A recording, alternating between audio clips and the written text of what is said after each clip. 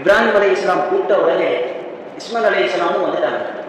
எந்த விதமான மறுப்பு தெரிவிக்கல. அல்லாஹ்வுடைய கட்டளையா நிறைவேற்றுங்க வாப்பா அப்படின்ட்டாங்க.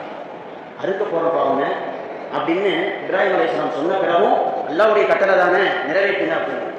அப்ப ஒரு தந்தைக்கு கீழ்ப்படிதல் என்ற குணம் ஒரு மகனிடத்திலே இருந்திருக்கின்றது என்றால் அந்த மகனை இந்த தந்தையான இப்ராஹிம் அலைஹிஸ்ஸலாம் அவர்கள் எந்த அளவுக்கு அழகிய முறையிலே வார்த்தெடுத்து வளர்த்திருக்கிறார்கள்.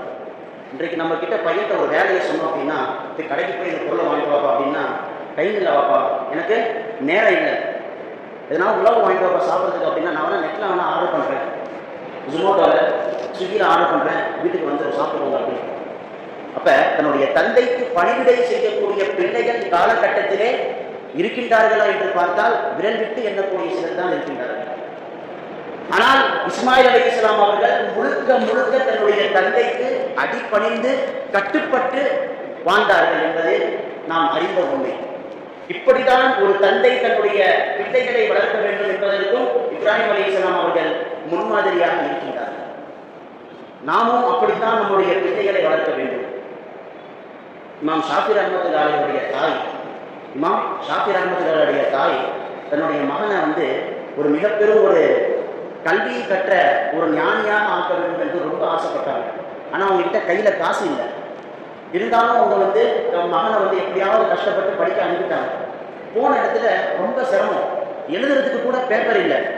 மக்கள் கசக்கி போட்ட பேப்பர்லையும் மரப்பட்டையிலையும் எழுதி வச்சு படித்தாங்க. ஏன் அப்படின்னா ஷாஃபி ரஹ்மத்துல்லாஹி சொல்றாங்க, என்னுடைய தாயார் சொன்ன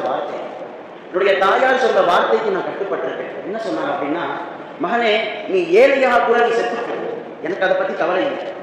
நீ ஏழையாக கூட நீ செத்து போனாலும் எனக்கு அதை பற்றி கவலை கிடையாது. நீ ஜாகிலாக செத்து போனா, ஜாகிலா யாரு? மரப்பையன், முட்டா. அப்படி நீ செத்து போன அப்படின்னா எனக்கு ரொம்ப கஷ்டமா இருக்கும் அப்படின்னாங்க. அதற்காக வேண்டிதான் ஷாஃபி ரஹ்மத்துல்லாஹி எந்த அளவுக்கு அவர்கள் தன்னுடைய தாய்க்கு கட்டுப்பட்டு சென்று இல்மை கற்றார்கள். இன்றைக்கு அவர்கள் ஒரு மதுஹபையை உருவாக்கி உலகத்திலே இருக்கின்ற மக்கள் நாம் பின்பற்றிக் கொண்டிருக்கின்றோம் என்று சொன்னால், தாயுடைய அந்த கட்டுப்படுதலுக்கு எவ்வளவு பெரிய பவர் இருக்கின்றதை நீங்கள் சற்று சிந்தித்து பார்க்க வேண்டும். பிள்ளைகளுக்கு அதுதான் உயர்வை தரும். தாய் தந்தையர்களுக்கு கட்டுப்படுவதுதான் பிள்ளைகளுக்கு இவ்வுலகத்திலே உயர்வை தரும் என்பதற்கு ஷாஃபி ரஹ்மத்துல்லாஹி அவர்கள் மிக பெரும் ஒரு முன்னுதாரணமாக இருக்கின்றனர்.